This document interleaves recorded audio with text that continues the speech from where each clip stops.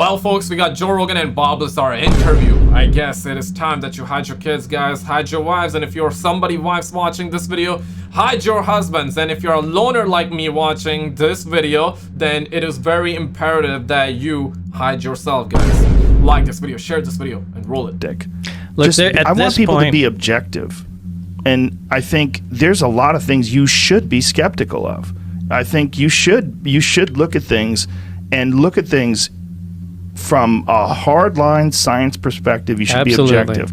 But the idea of skeptics, the problem with that is you're always looking for things to be bullshit. Yeah. And I think that's dangerous because I think some things aren't bullshit. It's confirmation bias on the other end. You're just It is. Do you think that's a good way to look at things, or do you think that's a bad way to look at it? Because he's not wrong. What he's saying, he's not wrong. But do you also want to believe, for example, this? Because you know what he's saying is that do not call everything bullshit. But man, I would like to make this argument that you folks watching this video, you also got that bullshit meter built in. Yeah, right? We all have that bullshit meters, and this is my bullshit meter. I see it and I call bullshit. But my first thing about this picture is that this is fake. I don't want to believe this. But I want to bring this argument real quick, and guys, we're going to get back to it, promise, okay?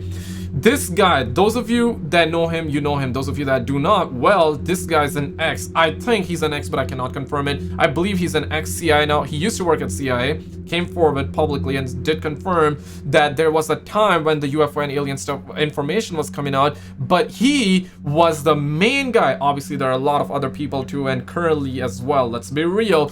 But he said that he was the main guy to spread misinformation to mislead the people, the public. Now think about it for a second. Why would CIA think about misleading the public? Just think about it, right? Was it that because we had information that was genuine that was coming out about the ET, UFO, aliens? Was it that? Because if the information was not real, then there wouldn't be any need for them to mislead the public. I need to take a square thing and put it in a round hole no matter what. And I find a lot of them to be lazy. Yeah. A lot of them to be lazy thinkers. Sure. Because they're always putting it into that box instead of going, instead of just separating their ego. They're playing a game, and the game is calling bullshit. I want to call bullshit, and I'm going to line up all these reasons why it's bullshit, and I'm going to ignore anything that might be contrary to that definition. Yeah, that does happen. Every time I'm thinking I'm going to catch him in something, you know, all along this process, I found Dr. Krangle. He came forward and said, I was in security briefings with Bob Lazar, the physicist at Los Alamos. He went on the record with me. Now, the other people I talked with, why won't they go on the record with me? Because they're still working there. So that's the difference, right? What can the public have? He's talking about Bob Lazar's story of him working at Area 51 because a lot of people believe him, and also a lot of people don't believe him, and they find like, hey, this is what he said that was wrong. He's referring to that. Right? Or even if they're not working there, they want to live their lives. Why? I mean, obviously, people have seen what's happened to you. Mike Thigpen. After 30 years. Yeah, really, I found him. if you look at all the information on, concerning my accounts, that's verifiable, it can't possibly be a bullshit story anymore. It's really way past that point. Yeah. I mean, that was Mike Thigpen is, how could I possibly know? So Mike. Okay, I don't know about Mike. Well, okay, that's one point that I'm unaware of. If you know about the story, put it in the comments. But I'm assuming he's gonna talk about it. So let's see. Thigpen was the guy that did the security clearances to go to the base. One of the guys that was. And this used. is the guy that you worked with. He said he did. Right. And George Knapp, George didn't believe him. George put him through 4 polygraph tests, right? He tried to see, man, this is a big risk. It sounds interesting, but let's see if he's telling the truth.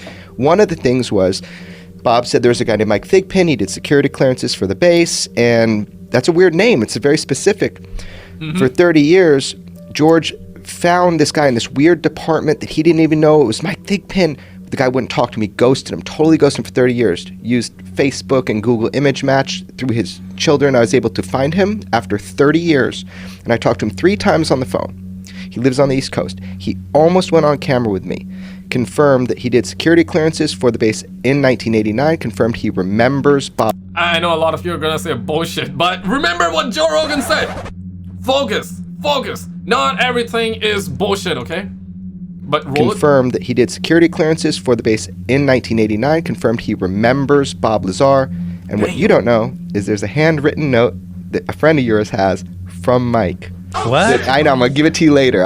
But that is real. That is actual. So, A handwritten note that says what? you know, like, This- What? This is a family reunion happening. Jeremy Lazar leaking everything right now, bruh. This is new to me. so when you're,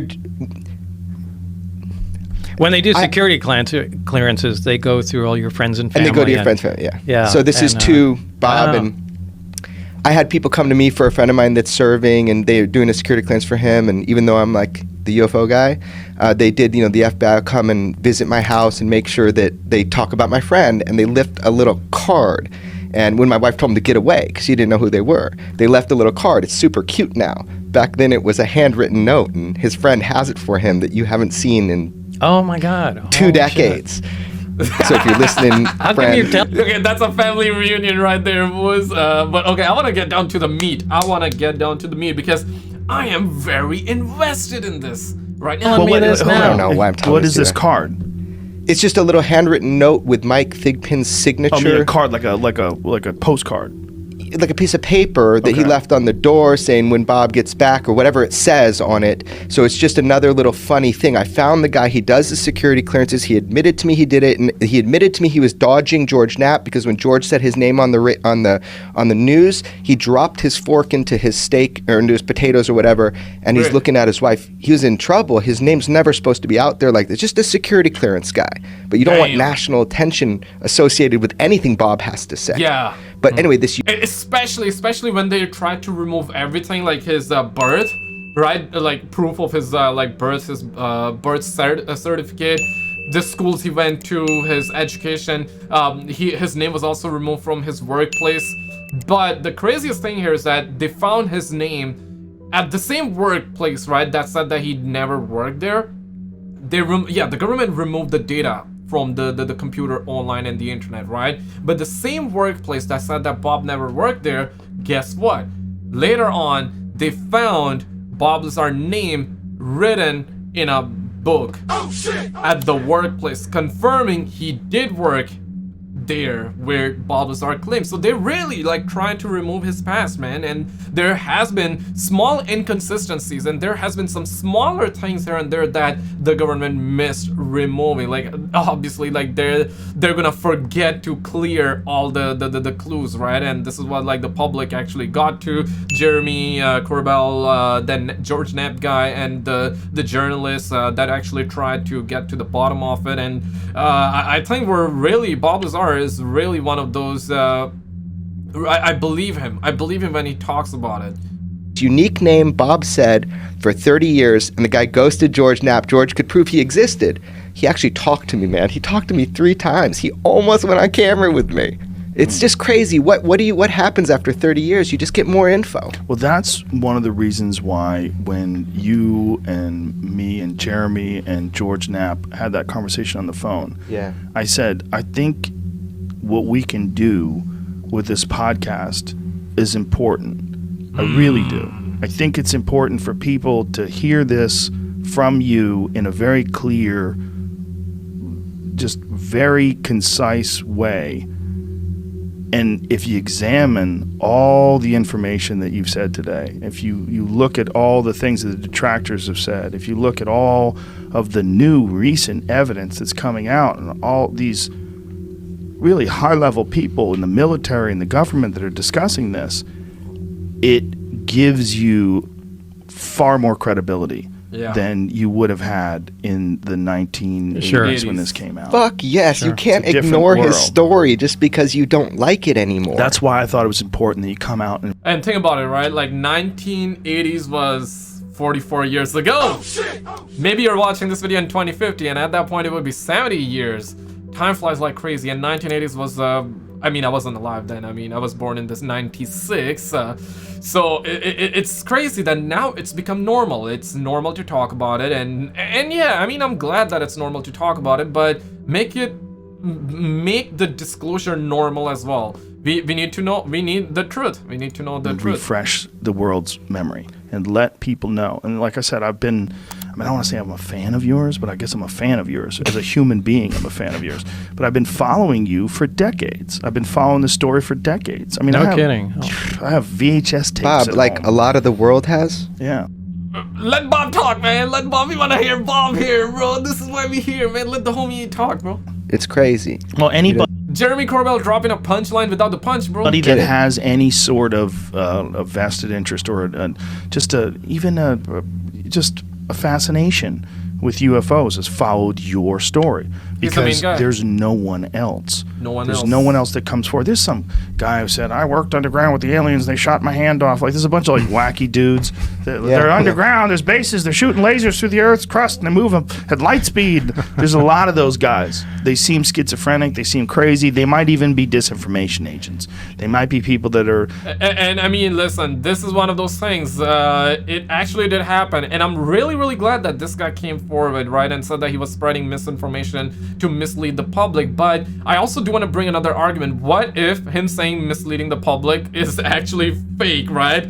So that's like a double bumbleclap right there. You think he's spitting, he's real when he says he was misleading, but actually in all reality, he never misled to begin with. So that can be a double bumbleclap. But I believe him when he says he was misleading, because we humans, we always want to believe in that crap, if that makes sense. But there is definitely some truth. Whenever there's fire, there's smoke, guys. designed to muddy the waters, which for sure has happened. People are coming forward though now. It's amazing. And by doing this, what you're doing, you're providing an opportunity just for Bob to tell his story. You know, believe it or not, he can tell his story. It's amazing because more people will come forward now that are involved with these projects. They'll come forward to you, to me. They're coming forward. And so what you've done here is provide that opportunity if they need.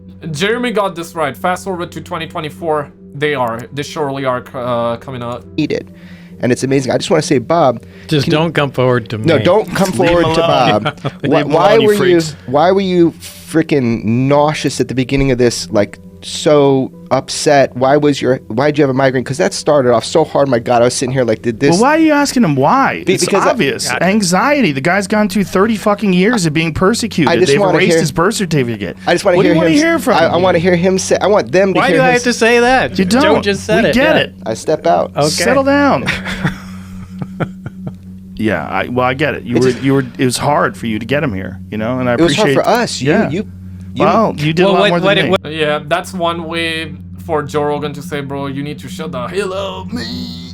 But he was not trying to be rude there because, yeah, everybody's waiting for Bob to talk. But I guess Bob is having a headache. That was the thing. And a lot of the skeptics were like, nah, bro, you're lying, man. That's why you don't have a migraine. You're lying, bro. You're just lying. But the way I see it is that Bob is one of those guys that never has been quote unquote attention seeking whore, let's just say, right? He's never been one of those guys, and that makes him unique in that aspect when he comes forward and talk about the aliens and the UFOs, because there are a lot of guys that would say, oh man, I just saw the UFO in the sky, bro. I saw the UFO, let me make a video. Not if you indeed saw that and you're having that reaction and you're putting it out there, I get it. But people look at Bob with the lens of, hey, this guy's not trying to bullshit me. He's not an attention-seeking guy. So it makes him more believable, if that makes sense. What really annoys me are the people that think, you guys just came up with the story to make a bunch of money or get a bunch of, attention. And that's a good point. So please explain that. You've first never of all, made any I don't money get off of this. any money out of this at all. And I didn't even let you guys buy plane tickets for me to come out here or anything. I mean, anytime, like when Jeremy previewed, I guess, the movie up in Michigan. I mean, it brought in like a couple $1,000s. I made sure that $2,000 went to science programs at the local high schools there. It's like dirty money. He doesn't want to touch it. I don't take any money from this stuff. And as far as attention, I hate fucking attention. I don't like being on shows. I just want to kind of hide in the corner. Guys, click on this video on the screen, because this recent conspiracy that's going around with Dr. Stephen Greer is gonna blow your mind. Check it out and I'll see you right there. Don't sleep on it, man.